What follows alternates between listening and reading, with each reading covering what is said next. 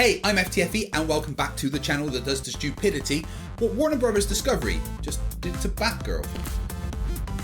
You know the problem with that movie, right? Stupid Michael Keaton Batman.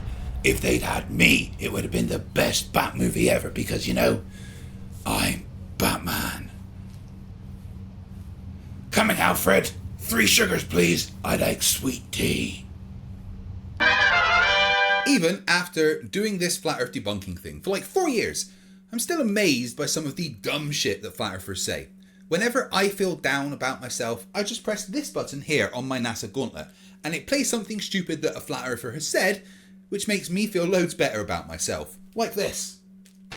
Let's invoke mystical rocks flying around the vacuum with mystical magical powers that's pulling stuff and letting it go and pulling. Let's believe that shit, shall we? You come in and offer us some proofs of your blue pear-shaped testicle flying about the infinite vacuum of space with gas and air and water all clumping at me. You fucking lunatic. You believe that? Well, not only is the ocean nature-defyingly bent, but at certain times the water pulls out even further. Ooh, so you've even made a steep curve. I mean, get to fuck that. You believe there's a ball of rock flying in the vacuum of space with a gaseous environment and liquid all clumping to it? That's how fucked up your beliefs are, right? Nothing in the reality would ever show you that is in any way, shape or form possible, right? So we're not the idiots. You're the fucking idiot. Dell, bless him. Anyway, today I'm going to show you something incredibly dumb, said by the person officially voted the dumbest person in the world in 2019, so that you can all realise that no matter how much you screw up in life, how stupid that thing that you did, that you curse yourself for was, at least you're not a flat earther. Guys, it's time. It's the return of Riley for episode 70 of Flerfs are Idiots.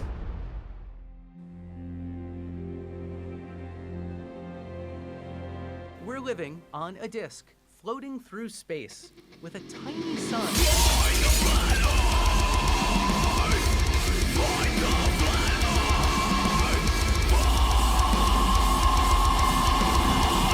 Thank you for joining once again as we wonder why we even pay taxes if this is what the education system has done. You know what, that was mean. It's not really the teacher's fault. These people never went to school.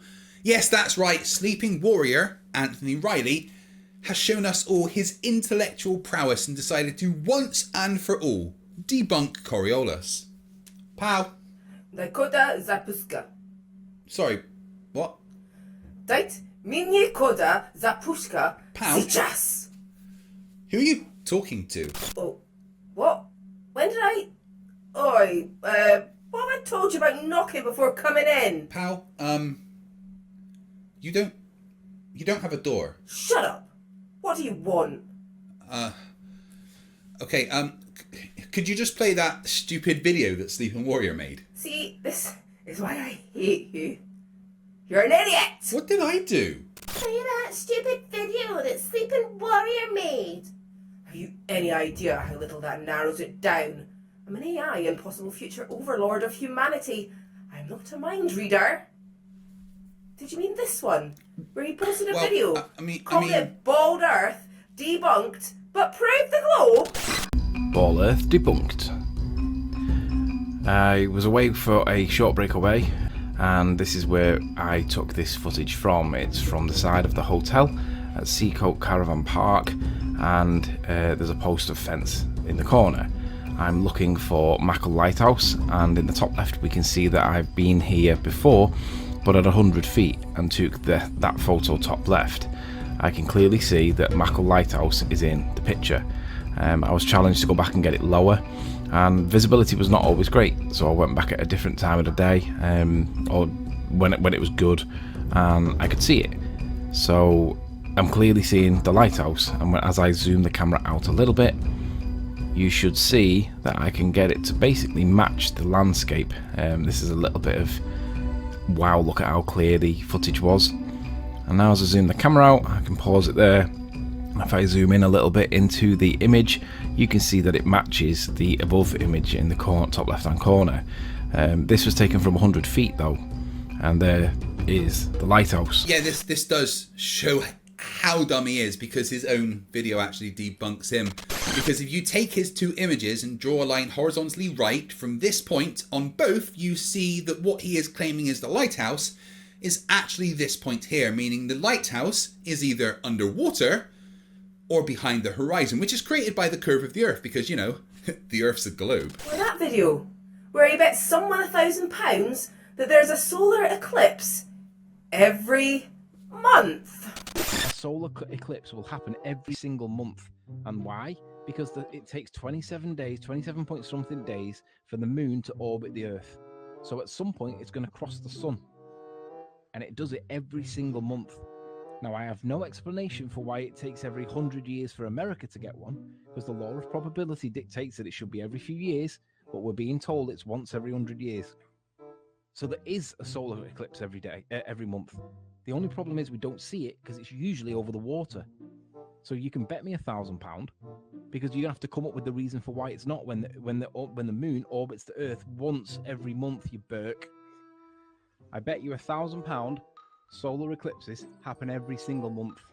The issue is we never see them because they're normally over the Earth, normally over the water.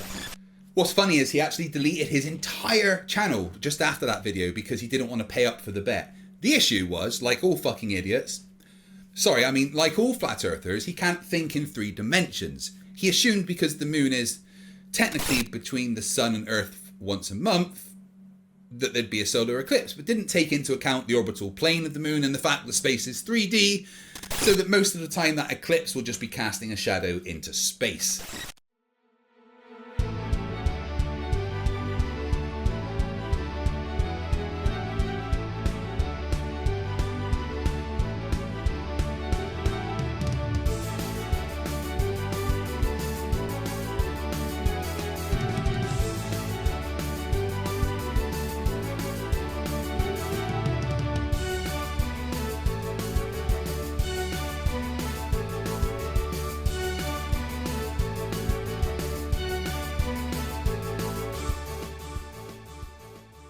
At that time, he tried to disprove gravity with an egg.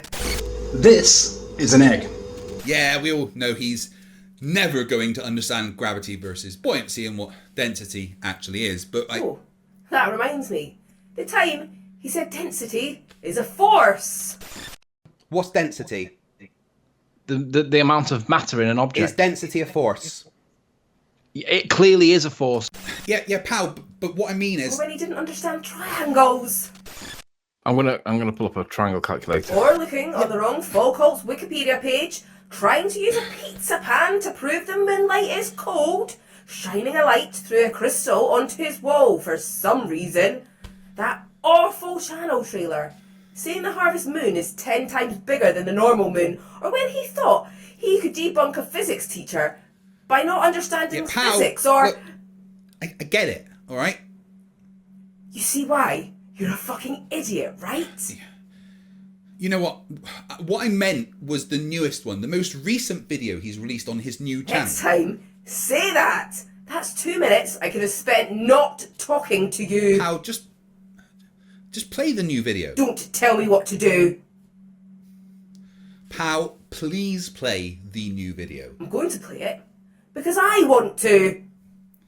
Thanks, pal. Thanks, pal. Ugh. This is a cool little clip I took 2 minutes ago outside. I noticed that there was a contrail that was passing behind a low set of clouds, and it dawned on me that if Earth was rotating and we need to see drift, this is what you'd need to see every single time. Every single time on every single plane flight, every contrail that's above the clouds, you would need to see the clouds moving below it in a westerly direction all of the time. Right. For Sagan's sake, Riley, I mean... Guys, this is why a video from Riley is something special. Riley, bud, that's the wind. It doesn't happen though, does it? Well, no, because the wind goes in different directions each day, so the clouds move in different... Riley, the wind is not Coriolis or any kind of evidence the Earth is rotating. It's the fucking wind. What are you looking at here?